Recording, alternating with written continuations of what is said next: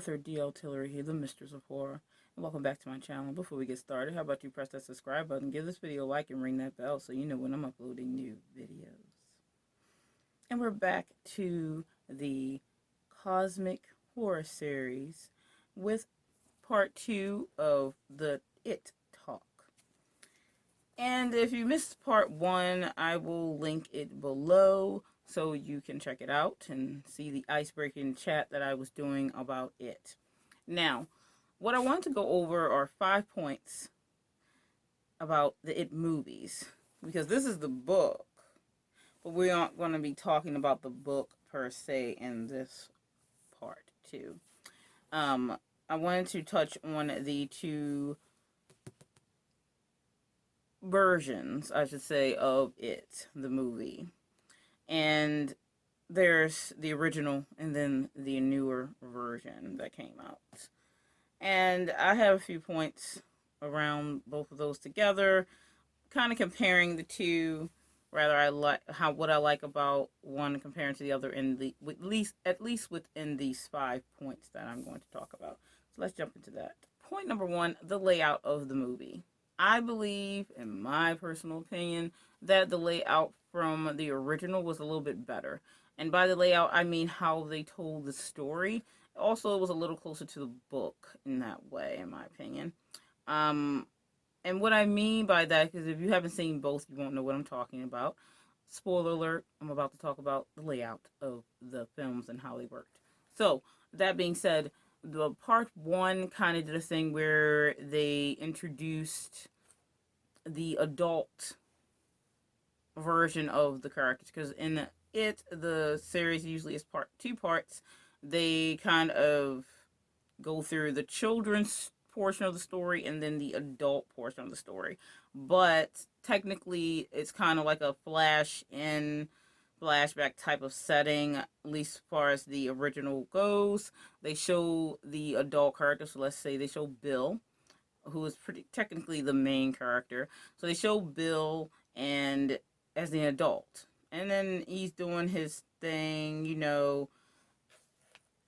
Then it goes back to the past Bill. So Bill as a child, and then you see parts of the story based around with Bill as a child with the other kids and stuff like that. So I kind of like that setting a little bit. I mean, maybe for some people it would be confusing. In a movie setting, I don't see how that would be confusing because you can visually see that is happening. But they did not do that in the newer version. They went purely, this is the kids one. Part 1 is all kids. And then part 2 was all adult. But they did, like, I think actually in the second part, they did flashback to, like, some part or something, or some parts that we may have missed when they were kids that they didn't put in there. So they kind of did that in that case. But during the kid portion, they didn't do like they did in the first one where they showed the adult them. So when they would introduce one of the next characters, they would be like, here's the adult them. And then it would like, oh, I remember. And then it would go back to the kid them. So that type of thing. So I kind of liked that layout. I thought it was kind of cool the way they did that. To me, that matched the book a little bit more too. But that's whatever. But that's my point. I kind of like that layout better than just be like, oh, part 1, all kids stuff, blah, blah. And then part 2, all adults, blah, blah. So, yeah. I kind of preferred that layout better. But hey, it is what it is. That's how they decided to do it. Okay. But yeah, that was my point 1 and something I liked better in the older version than the newer version. But yeah, let's move on to point 2. Okay, so point 2, the casting. I didn't care for some of the casting, to say the least. And I mean in both. And the kids, okay, so the kids from the original, I should say. So the kids from the original, I didn't like all of them in the roles that they were chosen for. Bill, I preferred Bill for the kid that they picked for the original. The kid that was for the new version, I didn't really like him as Bill. He didn't come across as Bill, even as Kid Bill to me. So I did not care for him as Bill. But yeah, everyone has their taste and flavors for actors and how they pull off characters, material from books, blah blah blah. But I preferred Bill from the original in that case. Another character, actually, I think I may have possibly preferred Bev. In the newer version, maybe I thought maybe the girl playing Bev this time might have portrayed Bev closer to Bev from the book. And then the girl who played Bev in the old one, and the girl who played Bev in the old one, I really like her as an actress. She played in quite a good amount of horror movies. She's actually the female lead from Ginger Snaps, which is a werewolf tale. But yeah, I just didn't. I think that Bev, the girl who played Bev as a child, let's make that clear, as a child portion, played the part pretty well. I liked her as Bev. So yeah. And so you see comparing to how you go back and forth and which ones you like better. As far as the kids were, other kids were concerned, I I'm not really sure because I could take or leave some of the other ones as well. Kind of like either way. Um, I think I liked. I don't know. I think I liked Eddie either way for like the little kid version of him. I think I liked him either way. Like he was kind of funny too in the newer version, not as in the much in the old version. So I kind of really like the kid in the newer version when he played Eddie. Yes, Eddie. I kind of thought he was funny, so I liked him. But moving on from the kids, let's talk about the adults. Let's talk about the adults a little bit. Um, I liked, of course, I love the guy who played Bill in the new version. I just like him a lot and everything, especially in Wanted. But did he play Bill well? That's a good question. Um, I think what they did with Bill was kind of. I will touch back on the Bill thing in my fourth point.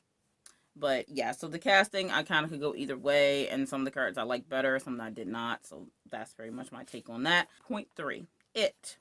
Let's talk a little bit about the difference between the two It's, okay? So, oh, and did you guys like my clown get up? Did you like it? You like my clown lit up? The dark clown. Tim Curry's It versus Skarsgård's It.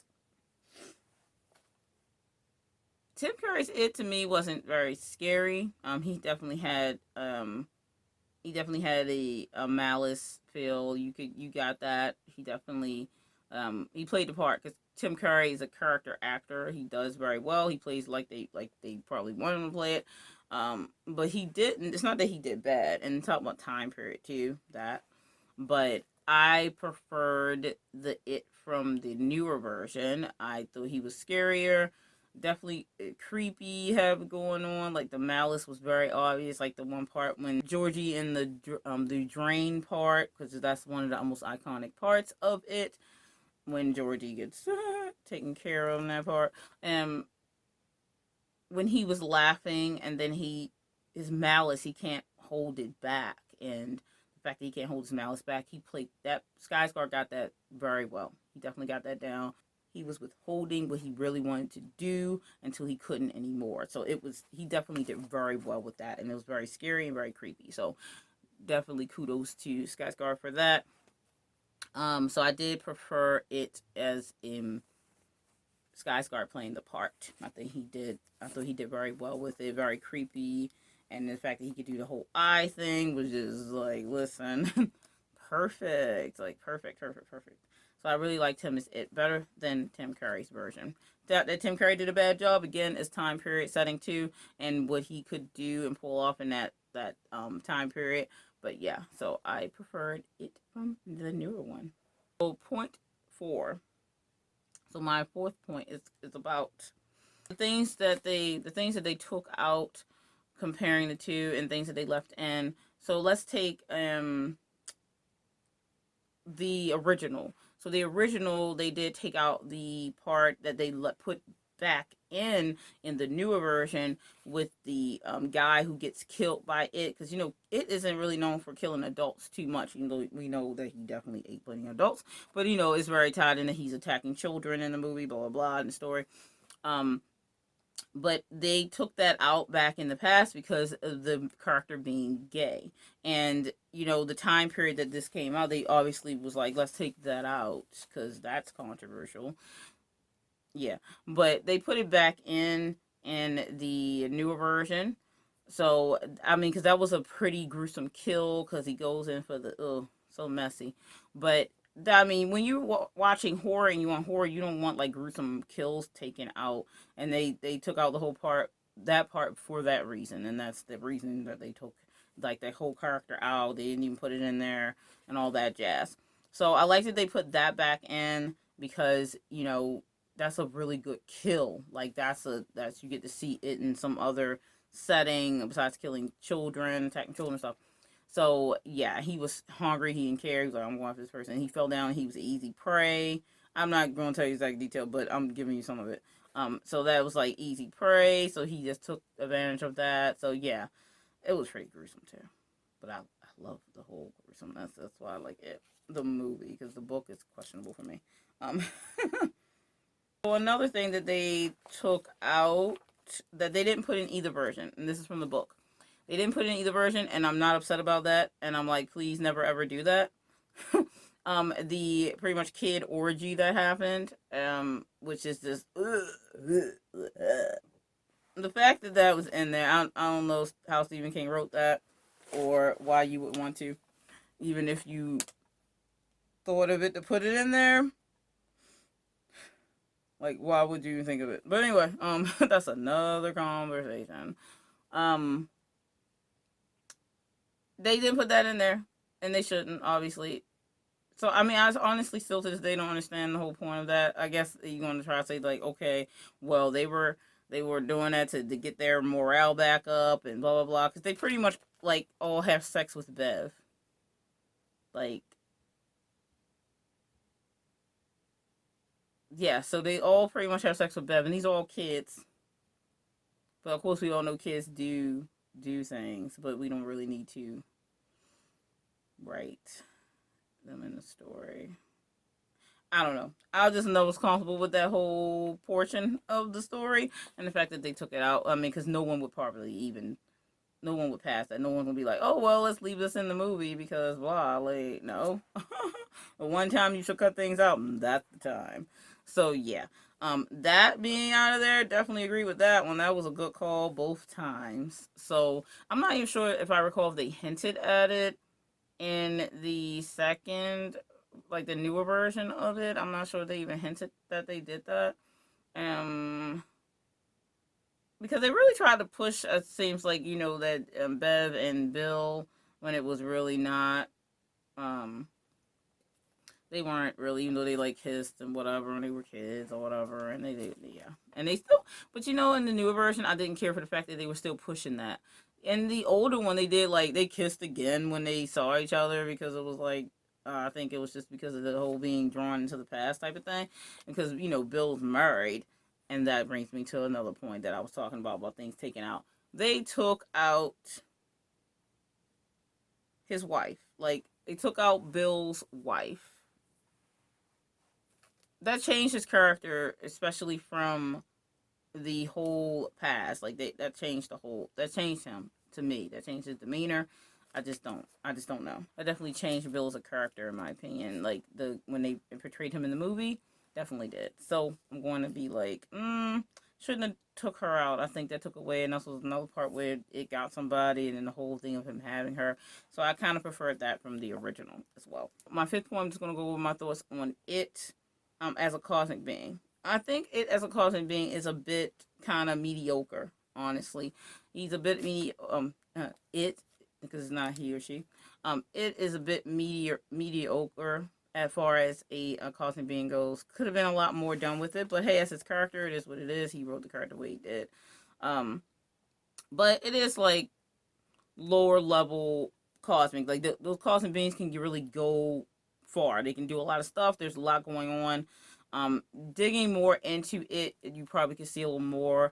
I'm not saying the character is terrible, but and I prefer ones that are more elaborate and that, and you get to go a little more into that. which is fine. In movies, you don't expect much. The book is more detailed, obviously, in that case. And then the ending for it, I thought it was a bit. I used to always think it was a bit of a cop out, but I mean, in the end, really, they didn't even beat it, as I mentioned before. So that's quite cosmic being esque. Well, you can't even really defeat the being, and they usually always win in most cases. Um, Unless maybe another type of cosmic being was fighting another cosmic being. They are doing different time planes. They're different. They're just above the human based thought process and timeline and all that. So, yeah.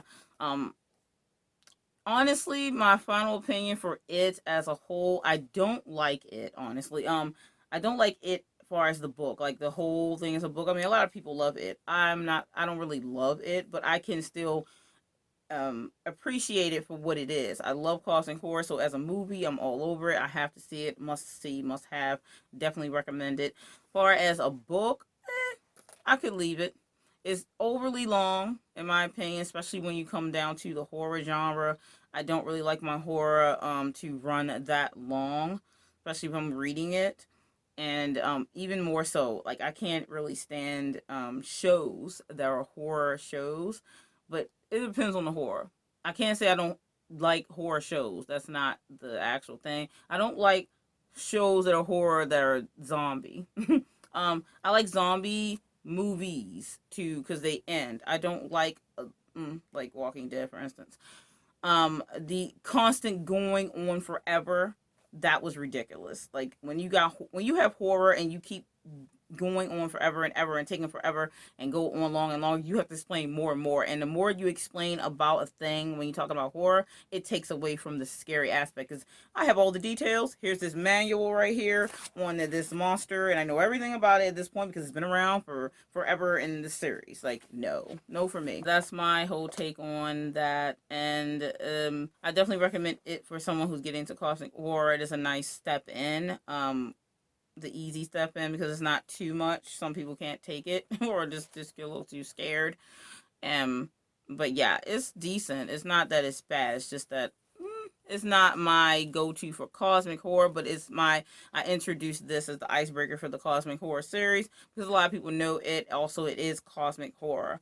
This is going to be part 2, and that will wrap up the it portion of the cosmic horror talk. So if you guys any thoughts on it as a whole, the movies, the book, whatever you have read or seen, please let me know in the comments. I do love to chat about that stuff. So look forward to more cosmic horror talk. This is only the second episode in the series, and it's going to be going on for a little bit long because I love me some cosmic horror. I'll be introducing you to another cosmic chat that will be coming up in some of my more lovely, more of my favorites, which would be more HP Lovecraft-esque. Alrighty, so I will see you guys in the next video. Stay scared.